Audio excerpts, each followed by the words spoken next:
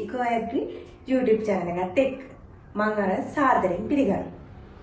මම අද ඔයාලට කියලා දෙන්න යන්නේ කොහොමද බිගෝනියා පත්‍රයකින් අලුත් පැලයක් නිෂ්පාදනය කරගන්නේ කියලා.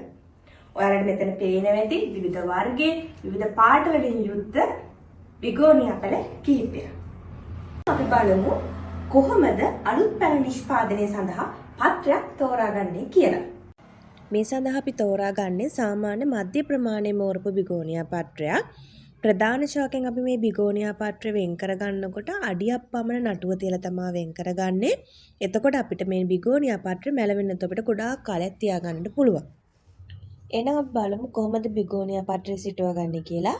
ඒ සඳහා අපට අවශ්‍ය වෙනවා රෝපණය කිරීමට රෝපණ බඳුනක්, මාධ්‍ය ලෙස මතු පිට පස්, කොම්පෝස්ට්, වැලි අවශ්‍ය වන අතර ජලයද මෙන්න මේ ආකාරයට නවාගත්ත කුඩා කම්බි කැබිලි කිහිපයක්ද අපට අවශ්‍ය වෙනවා. ඉන්පසු අපි මේ වගා මාධ්‍ය අපි කලින් කිව්ව මතු පිටපස්, කොම්පෝස්ට්, වැලි එකට එක අනුපාතයෙන් මිශ්‍ර කරලා වගා බඳුන තුලට පුරවා ගන්නවා.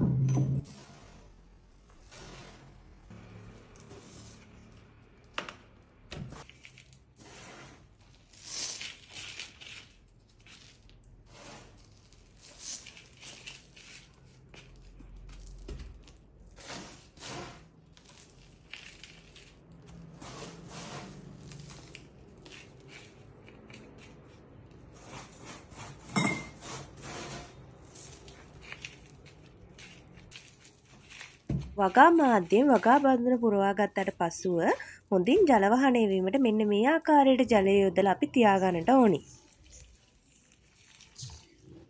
අපි බලමු දැන් කොහොමද මේ පත්‍රය සිටුවා ගැනීමට පෙර පත්‍රය සකස් කරගන්නේ කියලා. අපි එතකොට සාමාන්‍යයෙන් ප්‍රධාන ශාකය එහෙම නැත්නම් මව් ශාකයෙන් පත්‍රය ඉවත් කරගන්නකොට අපි නටුව ගොඩක් දිගට අරන් ඇවිල්ලා තියෙන්නේ. ඒ හින්දා අපි මෙහිදී පත්‍රයේ ඉඳලා අඟල් 1.5 දුරින් කැපීමක් යොදා ගන්නවා. මේ කැපුම යොදනකොට අපි සැලකිලිමත් වෙන්න ඕනේ. සාමාන්‍යයෙන් අපි අංශක 45ක කෝණයකට තමයි මේ පත්‍රය කපා ගන්නෙ.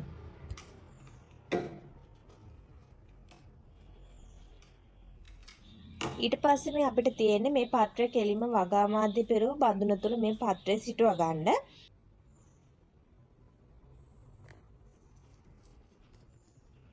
ඊස්සේ මෙන්න මේ ආකාරයට නවාගත්ත කුඩා කම්බි කැබලි රඳවා ගැනීම කරගන්නවා.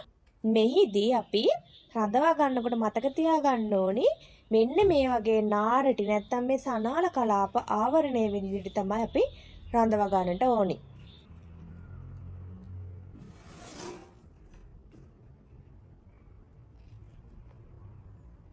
ඉතින් යාළුවනේ ඔයාලත් මේ ක්‍රමයේ අත්හදා බලන්න කියලා මම කියනවා. මේක ඉතාමත් සරල ක්‍රමයක්.